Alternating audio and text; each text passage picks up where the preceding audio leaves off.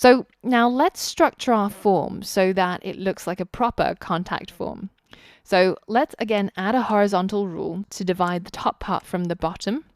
And then in our form, we want a label that says your name. And then after that, we're going to get rid of this color, but we do want that line break. And then we've got a label that says password. Maybe we should ask them for your email. Maybe that'll help us get back in touch with them. And instead of password input type, we're going to change that to email. And to do that, I have to use something that's not actually an input. Instead, it's an HTML element called text area. So let's add a label first, and let's say your message. And text area has two attributes that are really important. One is the number of rows, and the other one's the number of columns. So rows determine how tall your text area should be, and columns determine how wide it should be on your web page. So I'm going to stick to maybe 10 rows and 30 columns, but if we hit save, you'll see that it's actually something that you can modify. And I'm sure you've seen these text fields all over the internet. Anywhere where you have to put in a long answer, you'll get something that looks like a box, and you've got these few lines in the right corner. And what you can do is you can click and drag it to make that text field as large or as small as you want it to be. But the default, or the starting position, is defined by the developer. So it's looking a little bit messy. Let's add a few more line breaks so that we can space things out a little bit and make it look a little bit more appealing. All right, so that looks a little bit nicer. I know it's still very bare bones, but at least it's starting to take shape. Now, the only problem is that at the moment, when you hit the submit button, what it does is that it'll take you back to your home page. And the reason is because when we created our form, it has this attribute called action, i.e. what should happen when you click submit. And at the moment, the action is simply take the user to the index.html page. And that is, of course, our home page. Now, without knowing anything about CSS or JavaScript, we can't actually get very deep into understanding what the method or the action means. But you kind of want it to have some basic functionality, right? Because otherwise it doesn't make any sense to anybody who's going onto our website.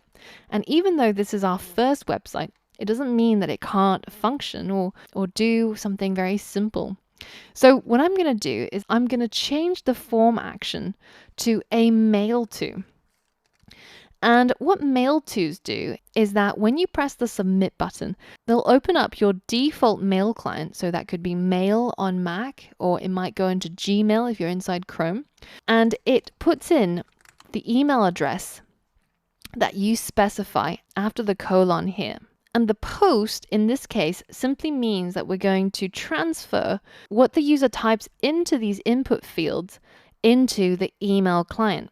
So if we hit save, I'll show you what it looks like. So let's go to contact me, and let's give my name, my email, and my message. Now, if I hit submit, you can see that it opens up my mail app and adds a little bit of text into the body of the email.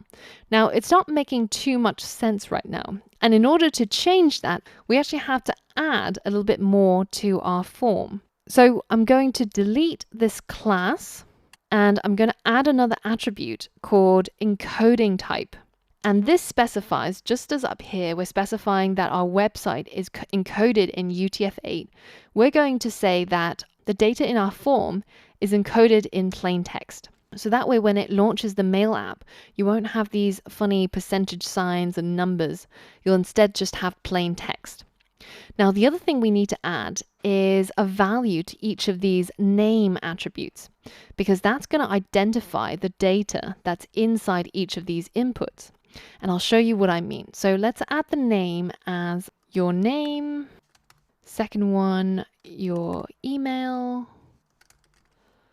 And the third one, your message. All right, let's hit save. And let's go back to our website, hit refresh, and let's try it again.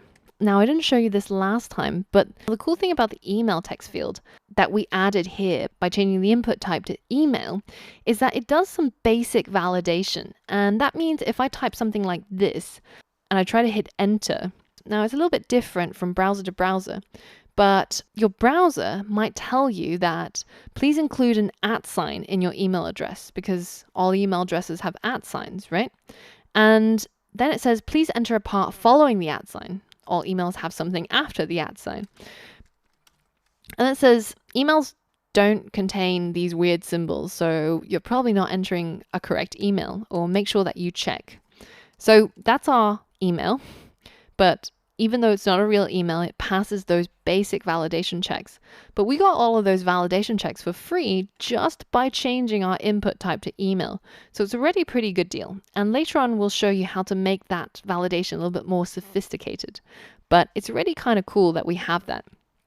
And then we'll add an email. So let's say, hey there again, and now hit submit.